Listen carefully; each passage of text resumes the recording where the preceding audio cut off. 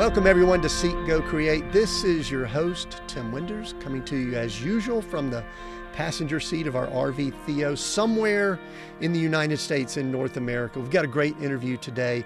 Today we are going to be heavy duty discussing leadership with our guest. I'll get to the introduction in just a moment, but before I do, as always, I would love to encourage you to continue the conversation with us.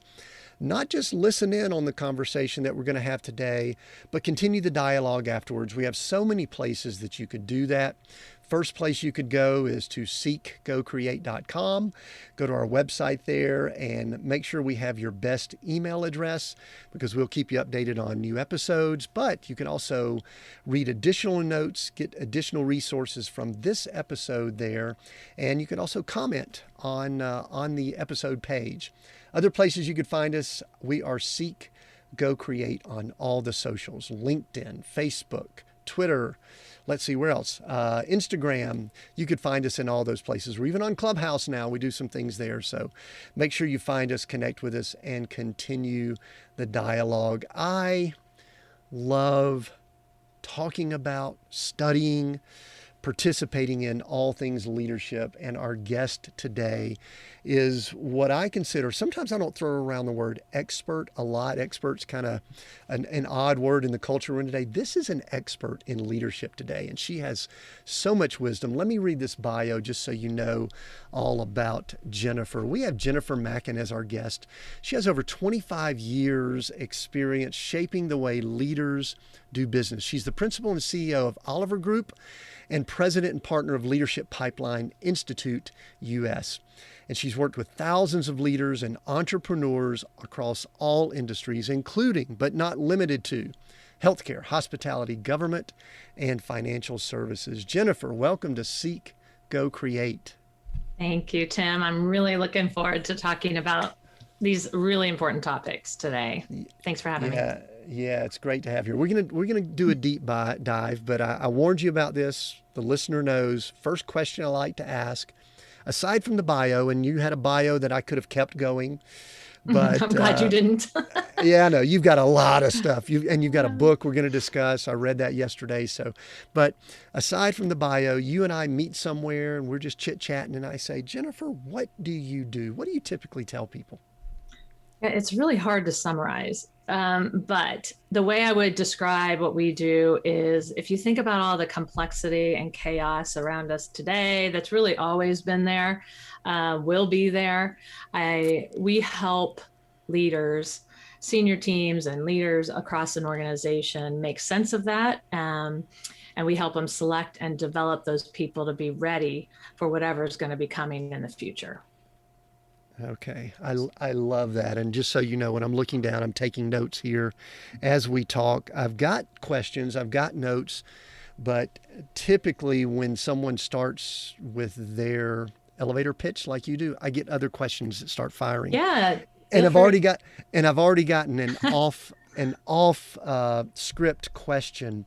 You mentioned the chaos and complexity of the culture that we're in. And I think I recently did a solo podcast episode on just being reactive instead of proactive. And that's a big theme. It's something that I've observed in myself and others over the last year. But just discuss with us briefly, because I know you've got your hands in a lot of organizations. Talk about what you've seen in the last 18 months. Pandemic, political, let's just say race, all the things that are going on. And of course, we're going to relate that to leadership, but how has that impacted leaders? That's a big question because it's multifaceted and huge impact. So I would say that a couple things come to mind when you ask me that, and it's about the pace of change. That's different than maybe 2 years ago or more. So things are happening to us even faster than we're used to dealing with, and things that impact everyone, not just a group of people. So that's different. That creates complexity in the sense of everyone's responding to it differently. And so we are figuring things out as we go, much more than we ever have been. So one of the bigger things I've seen is people having to step back and reflect and think, okay, now how do I respond? Now what do we do? And so we're just not on stable ground very much in the last 18 months. We think we have a handle on working remotely, and then there's civic unrest going on in our city. And then you've got, you think you've got a handle on leading remotely, and then we start wanting to come back to the office. So it's just a lot at once. So I think it's more chaotic and more complex than it's been ever before in my lifetime. Yeah, and I guess that's one of the things I love that you added that very last sentence, because it kind of feeds right into what I was going to say, in your lifetime. Right. Because I think back, and I think I even shared this in a recent episode or teaching that I did. We're not the only generation that's ever dealt with challenge. I mean, I think back to if we were living in 1941 or 1932 or, 1864, all of those in the U.S. or anything like that, I would think there would be a lot going on. But it just seems like, and I think you used the word pace, it seems like the pace or the volume of information, I don't know what it is. It just seems like it's worse. Other than pace, I guess social media kind of comes to mind. What are some of the technology? Technology. Talk a little bit about that. That comes to mind when I think of what's different from historical pandemics. And we've had them before. So technology is informing us. It is supporting us in our ability to communicate like this. And it makes things come at us faster. We have more outlets to go to for information than we ever have been. And that's due a lot to technology and a lot to just a lot of information out there. So sorting through that is more difficult. For me personally, it's finding some positive news out there. We all need that motivation as well. And it's so negative, and depressing at times. So that's different. Technology is different. I think we're living differently. As I just am kind of thinking on the top of my head, people are living alone more than they ever have. And maybe when we've gone through other things in other generations, we've had people around us, our family around us much more. So I think that's changed. I think, from a religious standpoint, there are less people going to church. There are less people, seeking answers through that means. So big differences. Yeah, and I at times I don't want to act like one of these people that says, I'm going to exaggerate a little bit. They've never been this bad. They've never been, but they are different. I love the way you bring that up. And technology is so awesome at times. And I use the term, it's a blessing and it's a curse because we've got these devices that are attached. I'm pointing to my phone and everything in front of me, and we've got access to all these things. Okay, I got another big picture question for you. I'm hitting you with some big stuff here. Okay. One of the things that I wonder about being a kind of a leadership, I call myself a leadership junkie. Do we really have good leadership examples in our world today? And I know that's a loaded question, and I'm expecting you to say that hopefully you work with a lot of great ones, but let's look at what we see in general. And I'm not asking one political or the other or one type or anything like that, but just in general, what are our examples like? Well, I think that, I always go to political examples and big picture without, any sort of naming. I think it's tough to find someone that you say, I want to be like them. I want to lead like them. They're leading in a way that I can get excited and behind and optimistic, see my future. All of that is missing. I think sometimes the reporting that's done today is on some of the negative aspects of leadership, but I do see wonderful leaders out there, and most of them care deeply about people that work with them, and they're doing their very best that they can. I do believe that too. And leadership is a journey.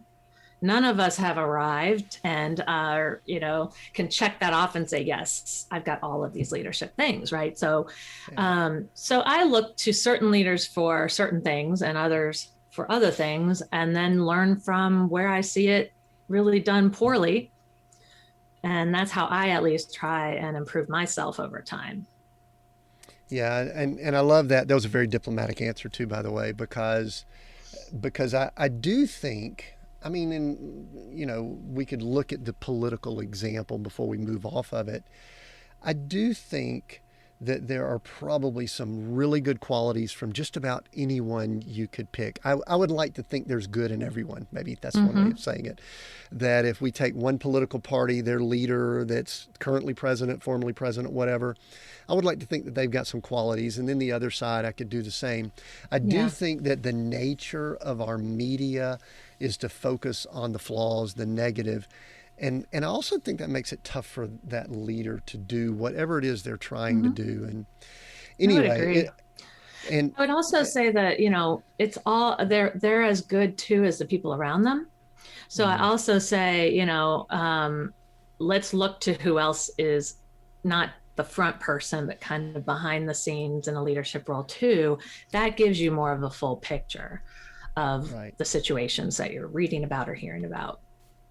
Sure. So, all right. So now I'm starting to get back on script a little bit. I'll give you a little bit of a path we're going. You wrote a book called Leaders Deserve Better, and I want to get into that. I actually want to go into, you have about 4 points that you make in that I'd love for us to discuss briefly, probably as we wrap up. So I'm giving the listener a little glimpse of where we're going. But one of the things that I love to do when I have someone with your background and expertise is I love to get perspectives, definitions of leadership. So before we go much farther, could you either textbook definition or your own words definition, how do you define or describe leadership? Because it kind of gets to be a big umbrella in the world we're in. And I think sometimes it can get a little bit muddied. How do you define it? And I define it more in the corporate world or the business world as people that where their first job, their number one job is to develop people. And I know that sounds basic. A leader is one that develops other people. A leader is one that sets the stage, helps define where we're headed, and connect individuals to that to say, what's my part in all of this?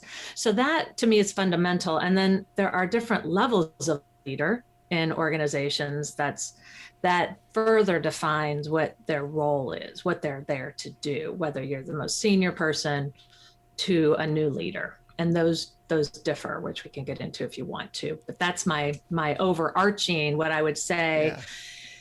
And we're there to inspire.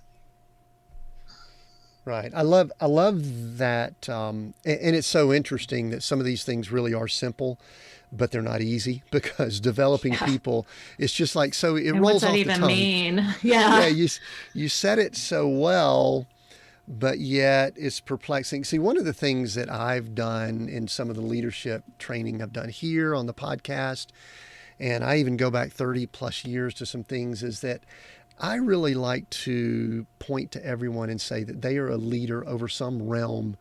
If it's a single mom that's got one child that they're attempting to inspire and raise up and develop, they've got a leadership position, possibly a more important leadership position than any of us can imagine.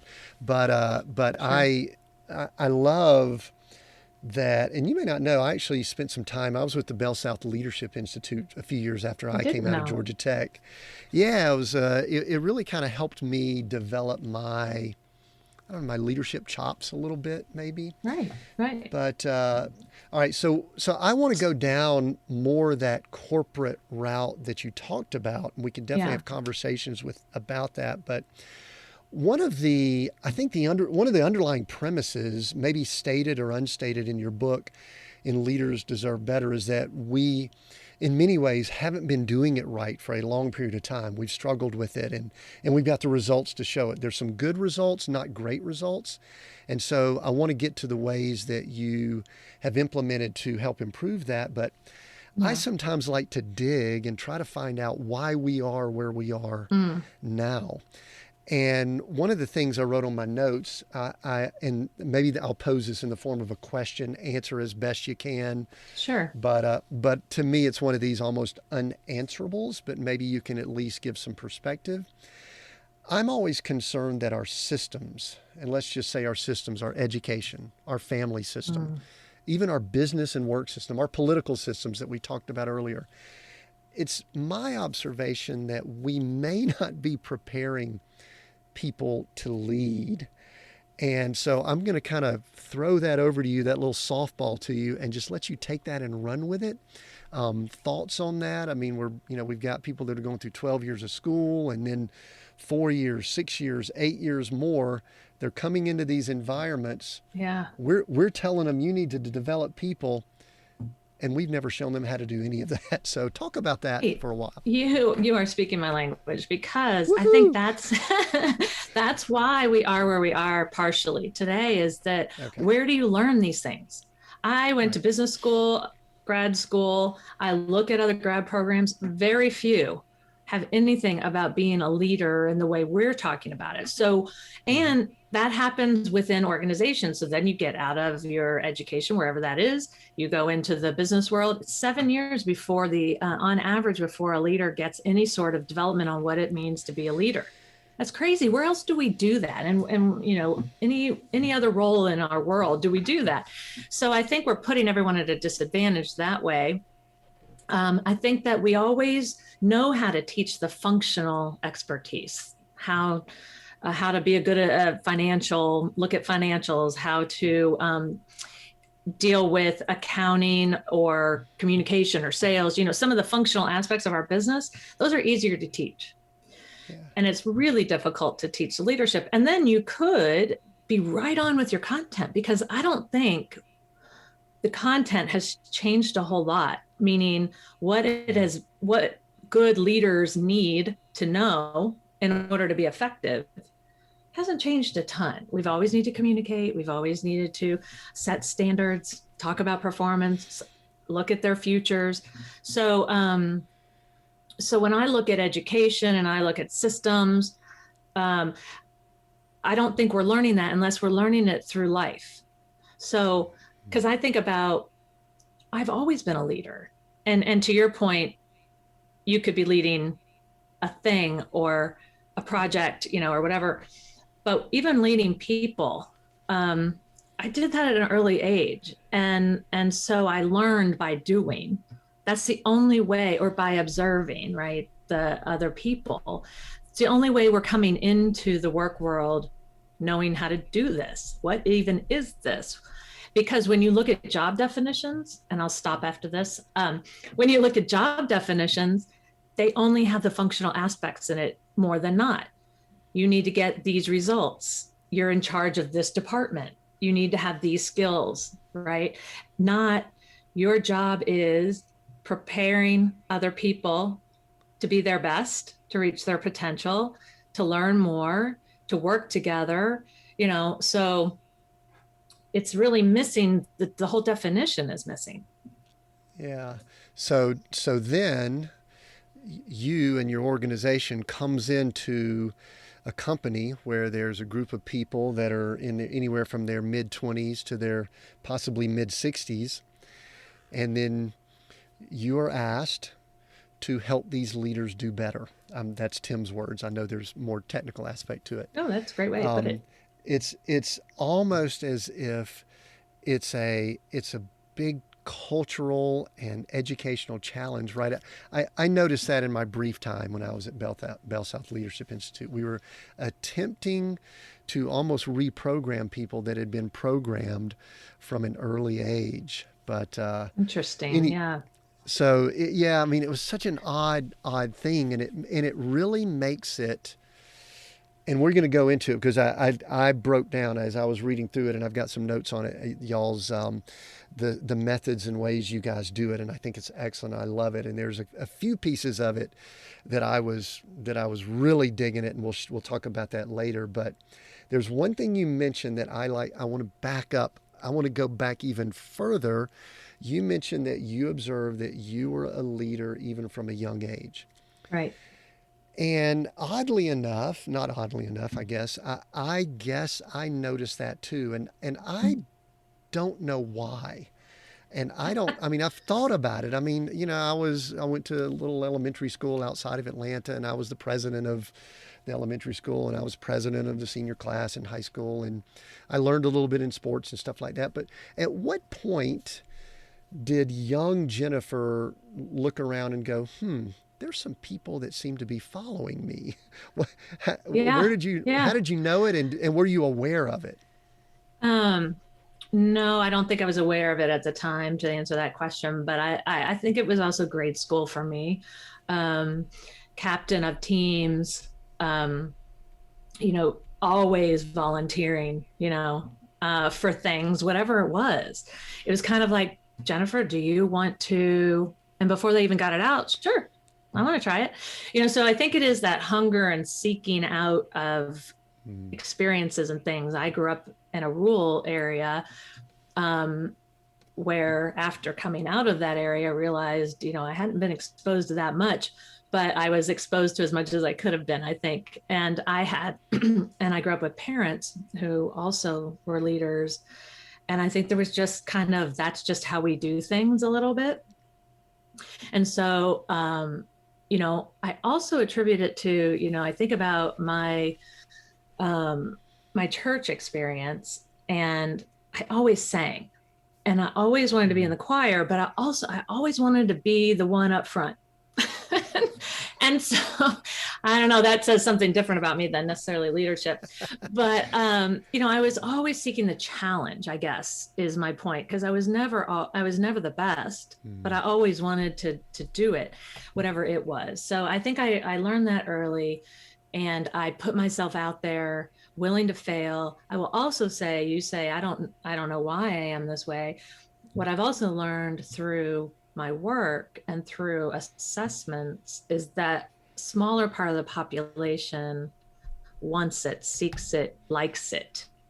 It being that person who is taking the heat, who is taking the risk, who is, you know, saying, let's go this way. It's not easy. It's harder than waiting.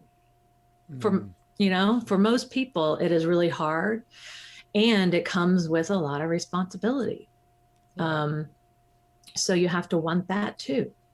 So it's complex, I think, to your point. It's hard to know what all makes up a person who wants to be a leader.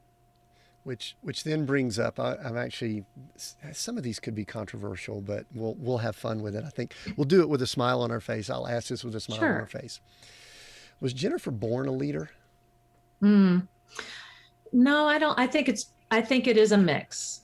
I really do believe that I've learned that, you know, people will adapt and can if they want to. So in order to adapt, you have to really be motivated to. You have to have some of the skill sets to do it, and you have to have a little bit of intellect to do it. Those are typically the three things I have found, that if a leader says, I want to change, or someone says, I want that leader to change, or I want that person to change, those are the common things that get in the way or help someone make that change. So yeah, I think it's born in the sense of there are things that we do from the beginning that you go, gosh, how are they so different from their siblings, from their parents, whatever it is. And that's the born component. But I think there's a learned component too. So I don't mean to straddle that middle and pick both, but I do think it's both. I can't say it's one way or the other. What do you think? Yeah, well, I absolutely agree with you, because for every example of a Jennifer that When she walked in kindergarten, people gravitated to her around the coloring table and said, "Oh," or whatever. They were looking to you for advice, or they were asking you questions. You just had that presence in the room for whatever reason. It could be the way you walked in and the way you communicated, or smiled, or I've even noticed that sometimes height impacts people's leadership. Someone who's 6'5" walks into a room where a bunch of 5'11", it's almost like people immediately look to them. And I'm not taking anything away from skill or anything. I'm just saying sometimes they are just unique things. For every example like that, there's a Joe that at 38 years old's been kind of going along in just a low level position, that something clicks. He has an idea, a thought, starts a company, and within 5 years, he's leading a group of 300 people and doing it well.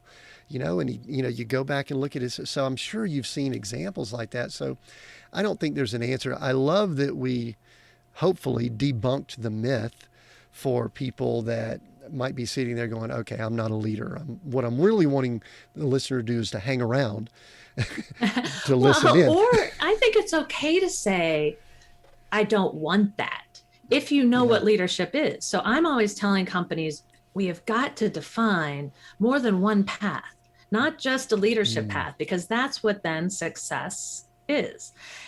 There's another path, right? There's an expert path, someone who just gets really good at their craft, shares their expertise, influential. That's a whole nother path that really doesn't get discussed a whole lot. So if we tell people up front, these are the paths, this is what it looks like, what do you want? And they say, I don't want to sign up for leadership. That to me is a win. Yeah. And leadership, could mean different things, and you could be a leader within your space and all of that. But when I talk about leading people, I think it's okay to say, I don't want that in my career. And you can be very successful without having said that.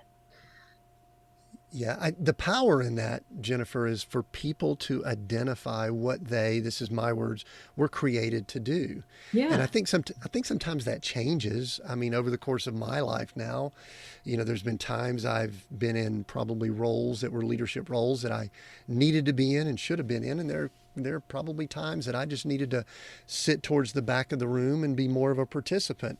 Unfortunately, what I would do during those times, many times, is I would still try to lead. That's not a healthy thing to do either. Right. We won't go down. We won't go down that road. That's Tim. Okay. That's Tim exposing some of his issues. I do want to ask. Some general. I guess I don't know if it's guidance, tips, just thoughts that you have. I do know that we've got a group of listeners. First of all, we've got some listeners all over the world. We've got a large group of listeners in India, so we've got cross cultures. Maybe we'll get to that in a moment. But I know that we have a healthy number of what I would call young leaders, leaders that may be, they look around and they don't see people that they can influence or see people that they can, develop, but they perceive that they are being prepared for a leadership role or prepared for something in the not too distant future. What advice or tips or encouragement could you give to the person that right now is looking around going, I think I'm created to lead. I just don't see it now. What can I be doing or thinking about or preparing for the future? So many things. Thanks for that question, because I don't think a lot of younger or new to their career individuals get a lot of support to know how to navigate this, right? It's similar to leaders don't get what they need to lead. So I would say first and foremost, it's about self-awareness. Get as much awareness about yourself.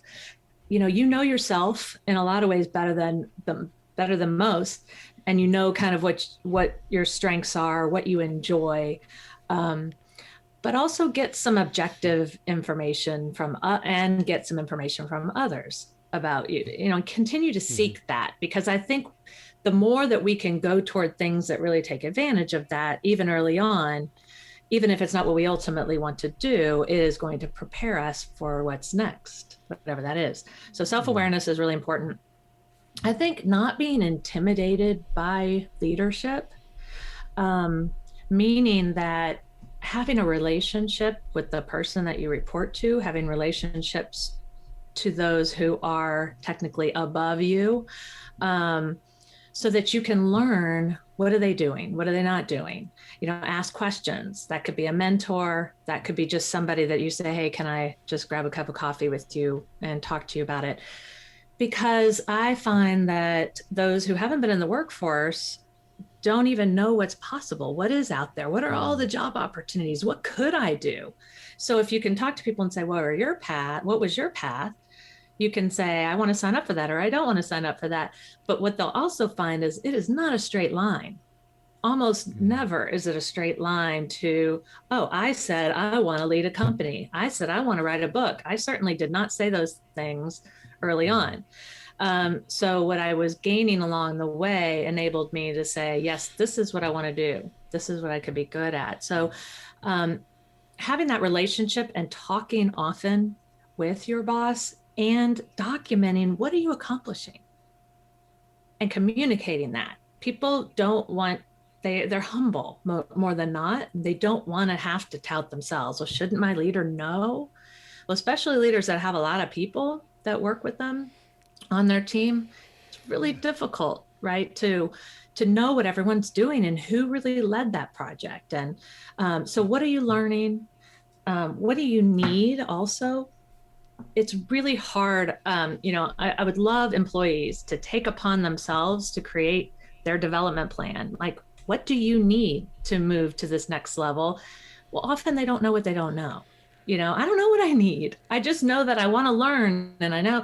So lastly, I would say sign up for whatever is happening around you. Is that being on a committee for something?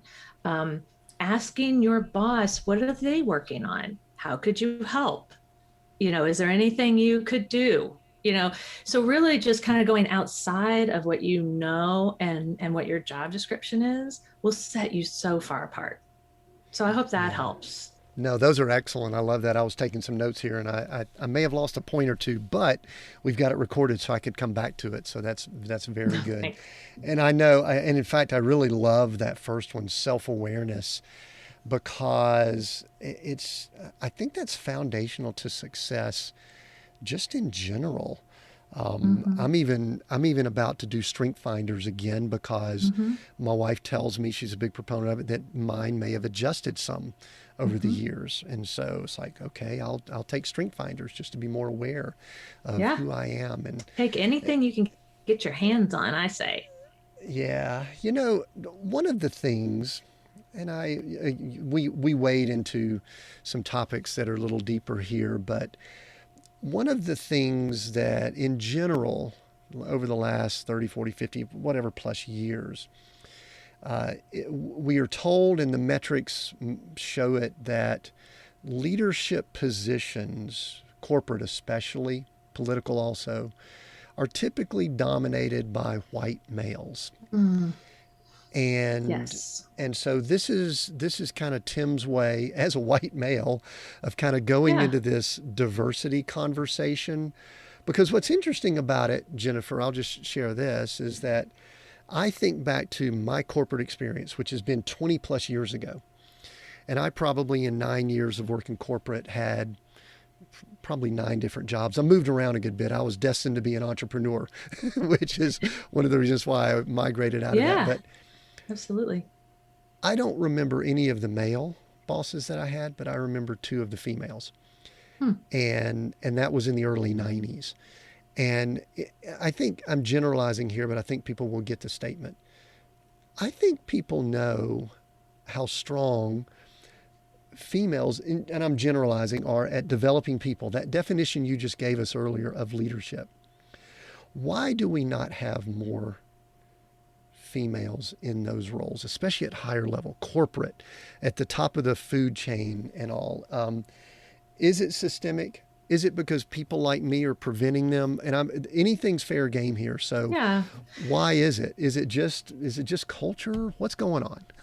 Yeah, it is all of that. There are some people that naturally, we all naturally go to people who are like us. It just, it is a natural thing. And that's where comfort is. Okay, so to do something differently, we have to get outside of that comfort. So yeah, there are some people that will only go for white males because they feel comfortable there, and have proven success there. I think that's becoming less and less. I think people in general in business have understanding of the importance of diversity broadly. And the numbers show that if you have women on your board, if you have women in leadership roles, the company does better. I would suggest that if you have women and people of color and people of different religions, even different, just different, everybody. I heard something recently from a woman, Sarah Jenkins Roberts. She was talking about diversity with me, and she said it's really about thinking about how do you work, and do you have every one of those types of people at the table while you're doing that work? Because if you don't, you at least need to understand perspectives, or you're not doing your company a service. So I diverged over there, but why there are less women also is cultural for sure, at least in cultures that I've learned about. It's, we tend to be the ones that take the primary role at home, the primary role with our parents, and we won't sacrifice that to a certain point, at least. And we make less because of systemic problems of pay. So when looking at my husband makes more than me, if one of us has to leave, it's going to be me. And then and we also have the children, right? I mean, we can't get around the fact that we need to leave the workplace if we want to have a family, which takes us out for a period of time. Now, sometimes it's only a few months. Other times people are out for a few years. So jumping back in. So what we know is that first level leaders, it's 50-50. Men, women. And then it's horribly poor, less than 10%, I believe, in the senior teams. So that's what happens. Some of that happens, life happens in between, and it's just how our society works. Yeah. So those are some of the things I think get in the way. I do see it changing. And listen, let's go ahead and add in, I hate to do this, but let's say diversity is anything other than the white males that have somewhat ruled things for a long period of time. But yeah. I think back, Jennifer, this has been discussed now in 1987, 88, when I graduated from Georgia Tech. I remember sitting around a table with a lot of other engineers. There was 21 guys, I think almost all white, and one female. And the guy hiring for the large corporation that was there says, by the way, we're going to hire as many women as we do males. And I remember looking around going, wow, the pool doesn't seem to equal That's here. True. That's true. It isn't. I remember that to this day. So it's like now we're going on I just really aged myself. Are we getting closer? Are we getting better? Are some of our solutions working? Give us some hope here that we're getting better at this. There is. We are in the sense of, I do think more people are aware of how we got where we are today. Which that is, we always learn that if you learn history, you know what to do in the future or what not to do. And I think that's improving. I think it was very progressive for your boss to say that long ago. And it's more of global companies have been doing this a long time. So I will also say, let's look to the way they do it. So we're taking steps in the right direction. We know that training's important. We know that expanding our circles, expanding who we know will help. Being intentional about, we're going to increase the pool. We're going to find diverse people in different places. But the pool issue is a big one in the sense of, we can't just create that overnight. That goes back to our education systems, our healthcare, just all kinds of things that get in the way of people being at their best. So I love the awareness. I love that companies are putting it in their plans, which we've never had before. And they're bringing in experts because the numbers aren't moving. Even though we've been putting programs in place of bias and diversity inclusion programs, and that's kind of the heart of what I think is wrong with development. Those are good things. Those are really good courses. I took a couple with one of the boards I'm on. Great information. If you don't do anything, if you don't reinforce that knowledge, if you don't change the way we do things systemically and our culture is, it's going to fail, and it does. It fails. And then we've got a problem of leaders saying, well, I tried. I brought these consultants in. I put these programs in place, and nothing's changed. So done all I can. And then they move on and they don't focus on it. So that's my biggest worry. But so I guess, I don't know, did I give any hope in that? Give us a little. I think, no, you did. You did. Listen, awareness is a big piece of it. Just knowing it is a big piece. But I guess, and you don't have to share clients or anything, but are you seeing the needle move a little bit in some pockets or some areas that would let us know? Because anyway, I do see it. I do see the needle moving. And here's what I find works, because I've talked about what doesn't work. What I found works when it comes to diversity, and just very few people who can do it well because it's hard, which is to impart it, whatever that is, whatever diversity is for you, whatever you want it to be, put that into every aspect of your business, which means it's got to go into your strategic thinking. So when you say, we want to add customers, we want our quality to improve, we want, think about, oh, okay, well, so what does that mean around diversity for us? What does that mean around inclusion for us?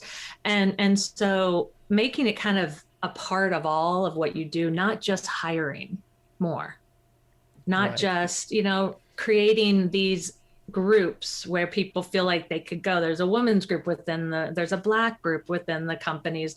To me, I mean, that might be helpful, but I don't see moving the dial. So that's what I see is it's got to be throughout the company. And I have seen some able to do that and make headway that way. We know more women in particular are on boards now than ever. And that was due to a lot of effort and a lot of education. So we've got to continue all of that. That's why it's going to take time, though.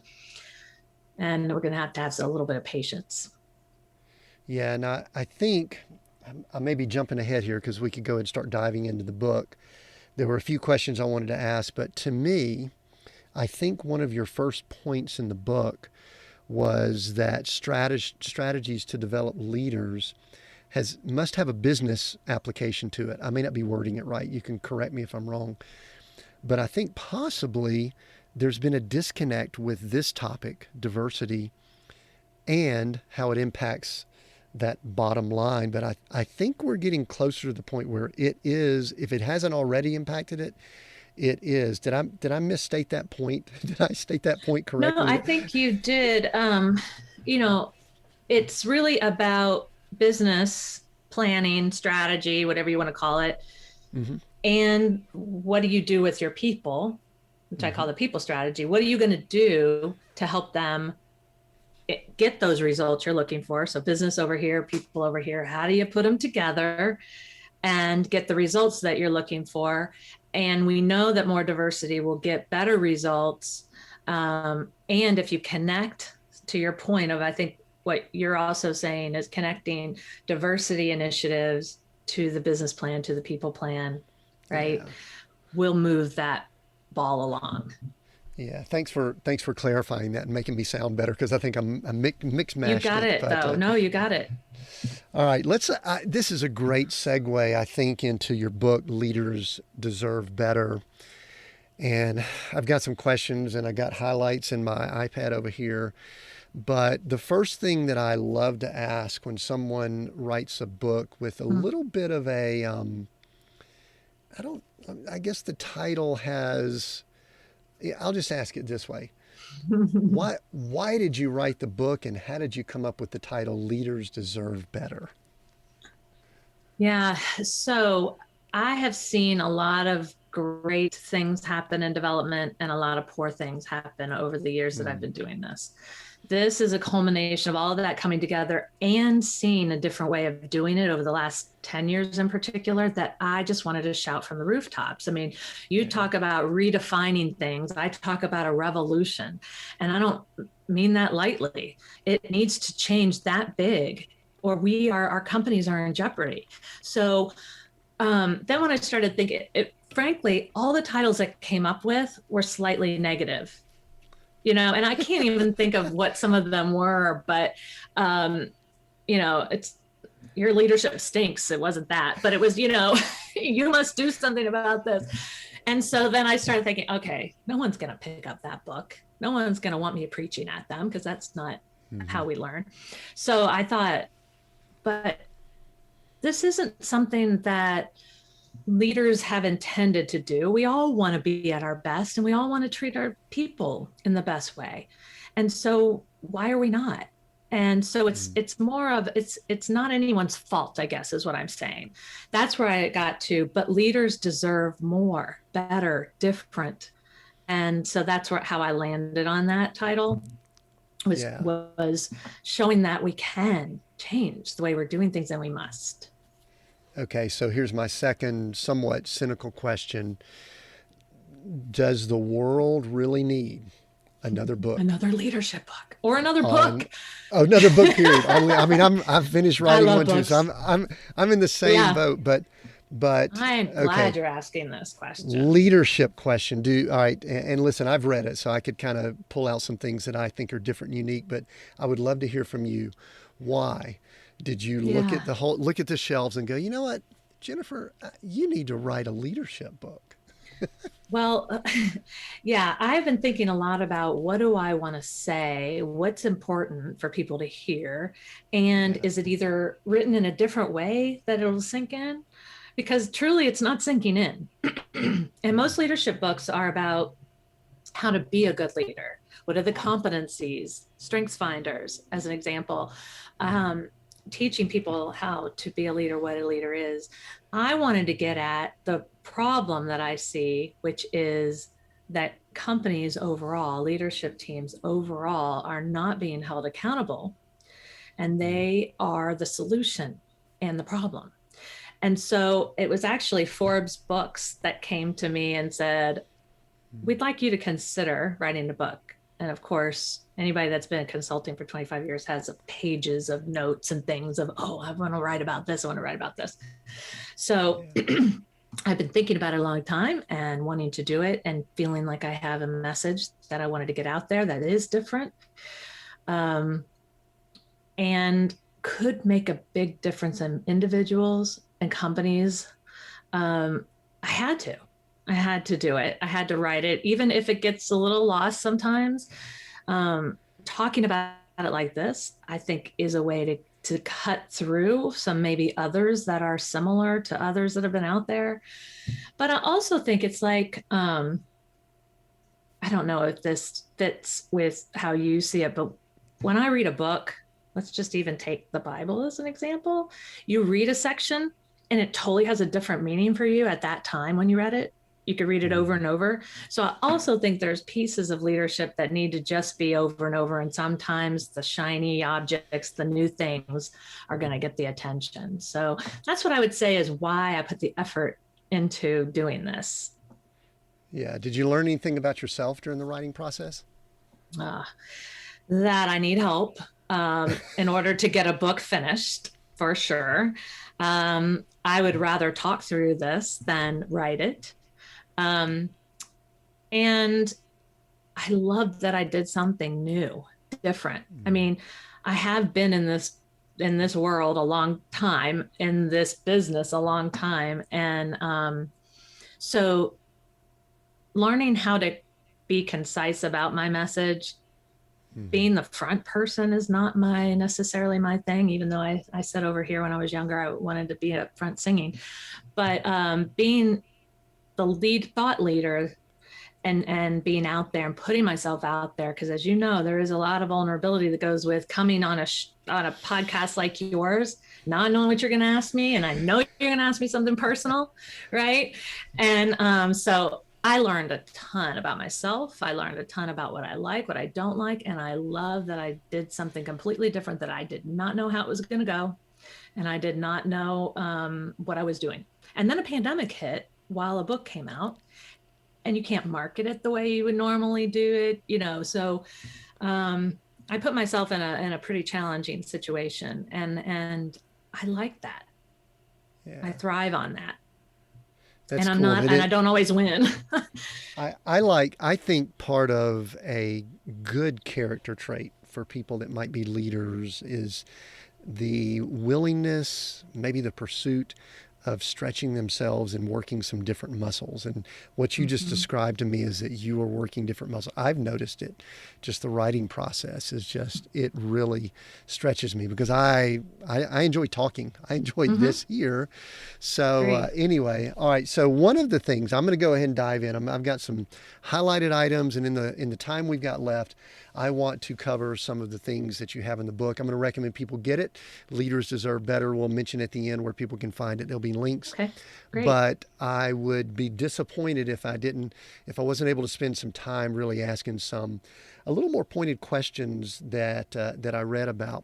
The first one that I want to ask about, you talk about the mindset of a leader.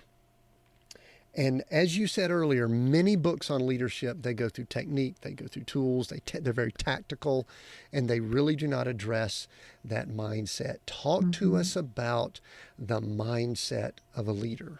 Yeah.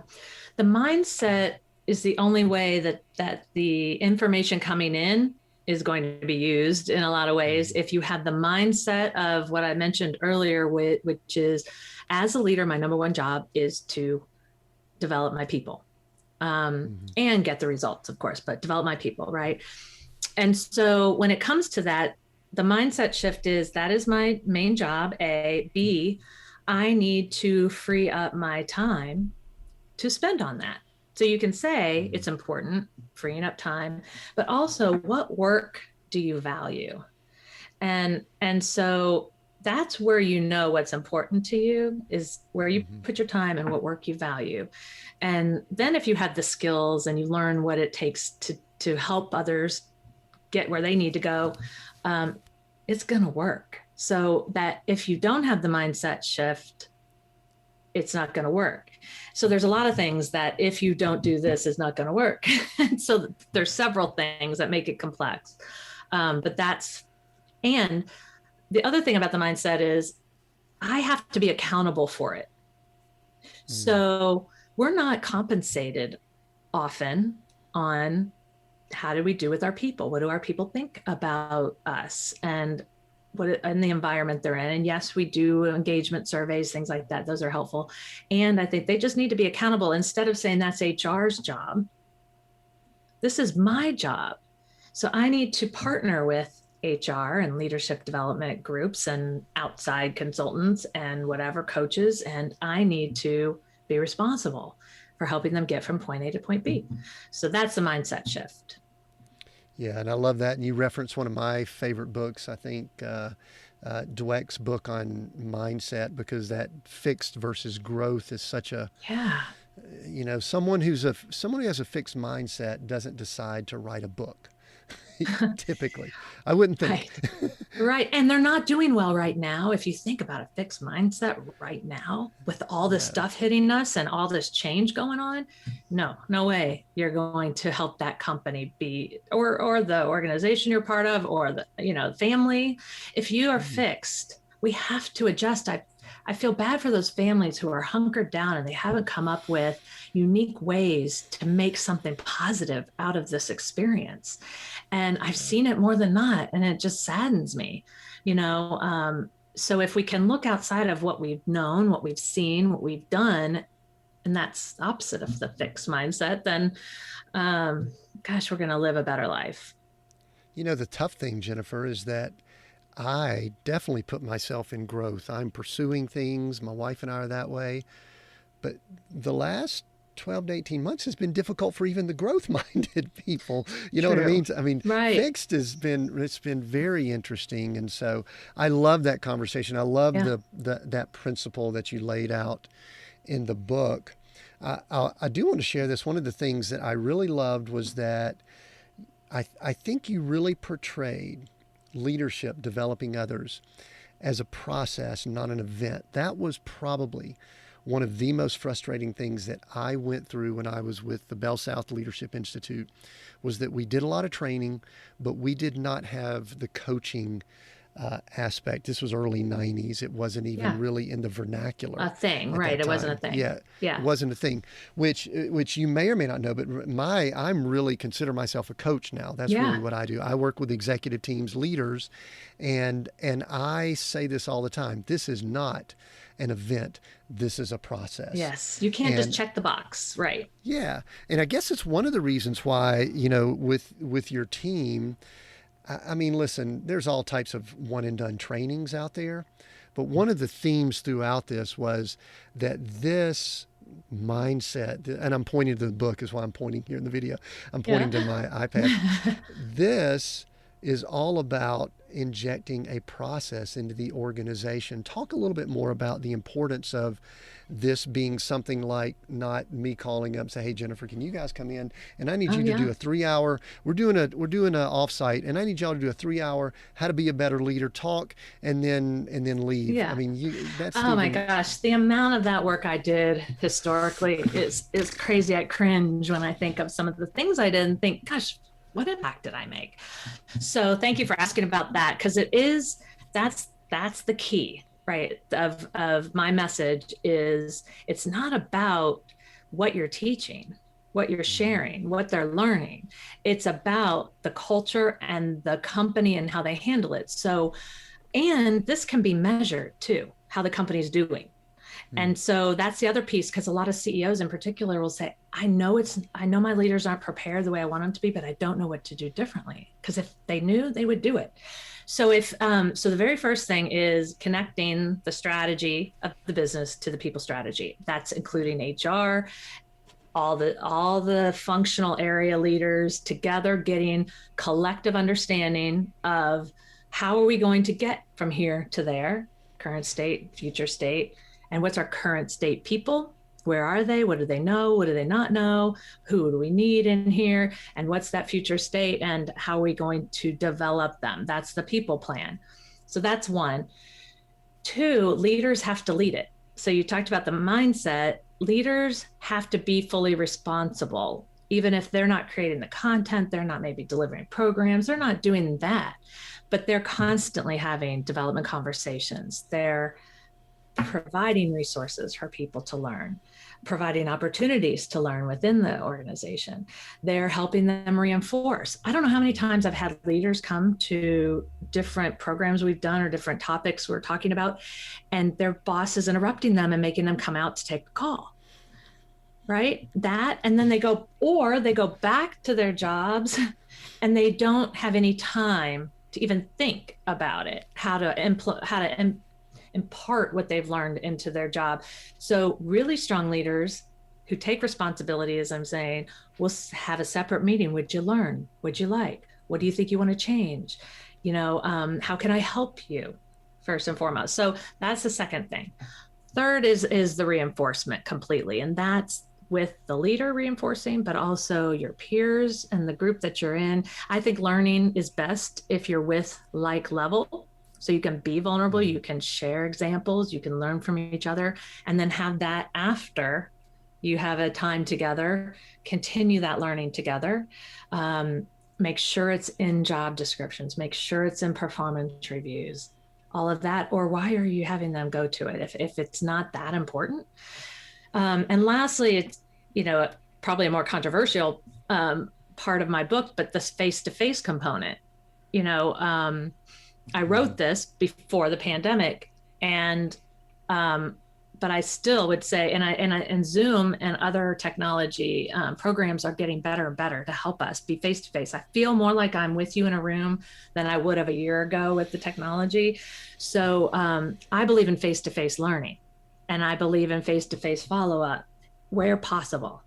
And even if there's just a component like this, so stop this, I hear about bite-sized learning, and I get it. I get we're saturated, but make sure the bite-sized learning is going somewhere tied to the business, tied to the people plan. So those are the key things that I think are missing within companies. That if you do that, it will stick. It will work. They will be prepared and you can measure it. So in my book, I have a way of measuring those 4 aspects. How are you doing? What really do I mean by what it looks like if you're reinforcing or if your leaders are leading it? And so that's kind of a bit of difference, is giving them a path for how to improve. Yeah, and I love the way you laid out those steps. And somewhere in those steps, there was something that I really I was actually reading it laying down, but I sat up and said, ooh, I love this. And that was where you talked about the importance of being a coach. And you talked about how important it is for leaders to be a coach. And I've got real thoughts on that because I've been coaching now for probably going on 30 something years. And I was wired to lead and coach. That was something that I've come to believe that I was created to do and be. And I say that I really find the greatness in people and I help pull that out in organizations. But this is my question. I think you address this in the book even. There are some people that struggle with that coach gene, the skill, whatever. And you talk about bringing in outsiders. I've done that. I've come in as the outside guy to coach for Joe's people because Joe isn't that great at it. And I can tell you that's tough, tough to do. It is. But how do you teach people? How do you inject being able to coach into people that they just haven't thought that way? They don't have that mindset. They don't have that thought process. How do you guys go about doing that? Well, I think it first is about why it's important. Because if they don't know that it's going to help them be successful, then you're not going to get that attention to start with. So the why is, if you can enable your team, if you think about just wanting to get a little bit of better performance from the whole team, you as a leader could work your tail off another 10 hours, or you could get each one of your 10 direct reports to do an hour and do it well. So understanding the importance of, if you coach to get better results from your team members, you're going to get better results and win, whatever that looks like for you. Then it's about giving them a method. And there are a couple of good ones out there. We use the GROW model, but I mean, that's been around forever, but there's models there really is a skill to it. So teaching that skill and then reinforcing it, talking about the importance of it, asking the people that report to you, how did I do? I'm trying to be better at this. So if you could be vulnerable and tell people, this is what I'm working on, you can improve. So I think it's little improvements. And if you brought a coach in, which I think is still, if you're not good at it, your people need it, and especially certain ones might need it for a period of time. That's a great use of a coach. Learn from them, along the way. So those would be some of the things, but it's a lot of practice. I know the model. I would say that it's not my best characteristic, coaching. I'm not a coach. I don't do it regularly. I am used to solving problems. I love solving problems. So with solving problems, you think you have the answers, right? And that's not how you coach. And that's not important. My answer to the question is not important. So anyway, I found it a real struggle.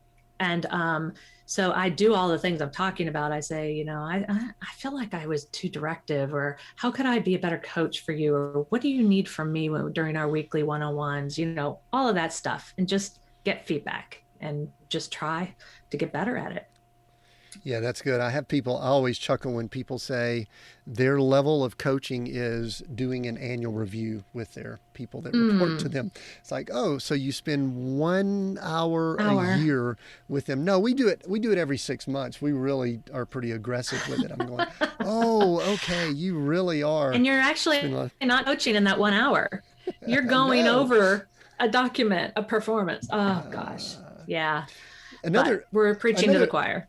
I know. Another big thing you bring up, this is probably my last question, maybe my last question, is you talk about the importance of the buy-in of the ultimate leader, the leader at the top. And I have kind of gotten into that mode of only if I can't work with the person or people or group in charge, I don't do a lot of work down in organizations, just because sometimes the check is good, but the impact is not. And so I really have gotten to where I only work with leadership teams, and I must have the leader on board. And you really hit that pretty hard in your book. Talk about that briefly, about the importance of the leader implementing this, not handing it off to HR, handing it off to a consultant or someone like that. Yeah, they have to work with those people to get the right solution, but it has to be top of mind. It has to be in their top 5 things that are important to the business success.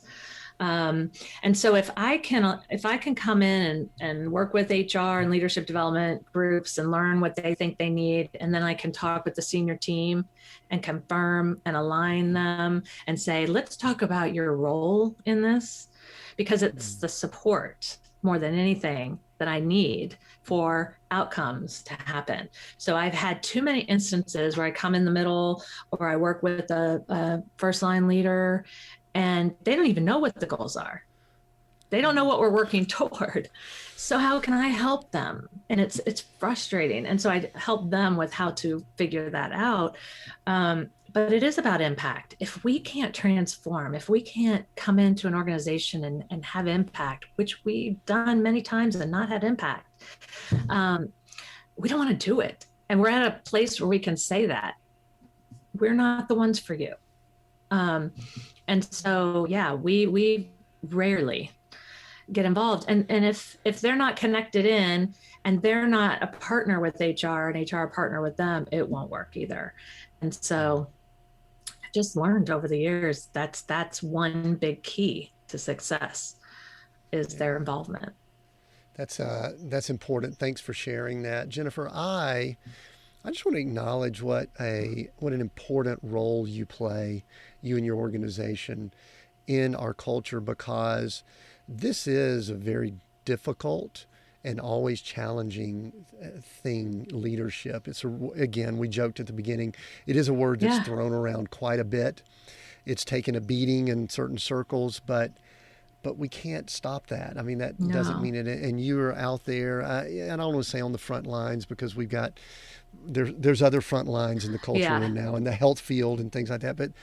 But definitely this is important. I think the last thing I would like for you to do, and then we'll wrap up with where people can find the book. And one question that I'll wrap up with is I know that there are some leaders that are fatigued, they're tired, they feel beaten up over the last maybe long period of time, but they don't know if they're doing well or not.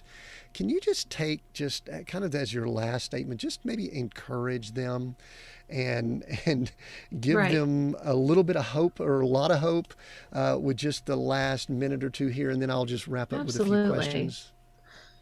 Yeah, it is.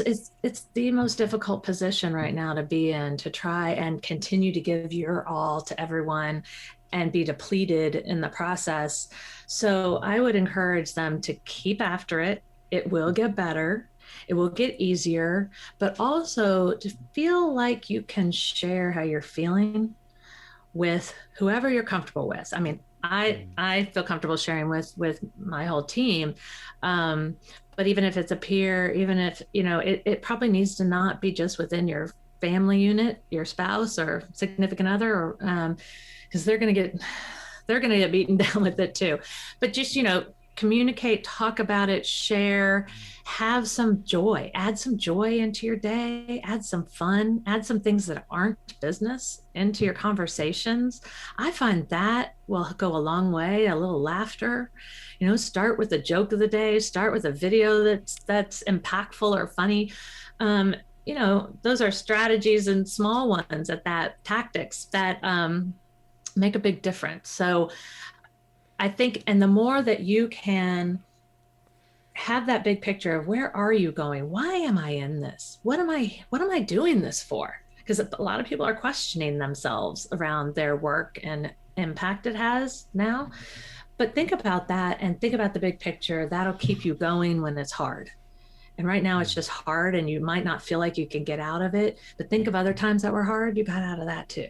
So you can get out of this one, and it's in your control. I'd also say it's you can make this different, even just by your mindset of, I'm going to take this as an opportunity and I'm going to create new ways of doing things. I'm going to look at technology out there and I'm going to see how that can impact me and my team. So yeah, that's what I would say to those who feel like that. And I have been there through these 18 months, different points. So understand. Yeah, that is so good. Thank you. I mean, and yes, we just need people like you, Jennifer, and these leaders that are operating with heart and integrity. And I think culture is, we continue needing that. Thank you. Thank you for writing the book. Thank you for doing what you do. Leaders Deserve Better is the book. Why don't you tell us where they can find it, how people can connect with you? We'll include it in the notes, but just verbally tell us so people that are listening can know that. The easiest way is just to go to jennifermackin.com. It's MACKIN, jennifermackin.com. And you can get to my businesses as well through that, but that'll give you a first chapter of the book. It'll give you a little taste of the assessment that I've created for companies. So go there, check it out, send me some messages. I'd love to hear from people. I love to hear what you think of the book, your ideas. So keep those coming. And this has been a joy for me to be a part of this conversation. And you've really brought out some different things that I haven't talked about. And so it's been a joy to be a part of it. So thank you.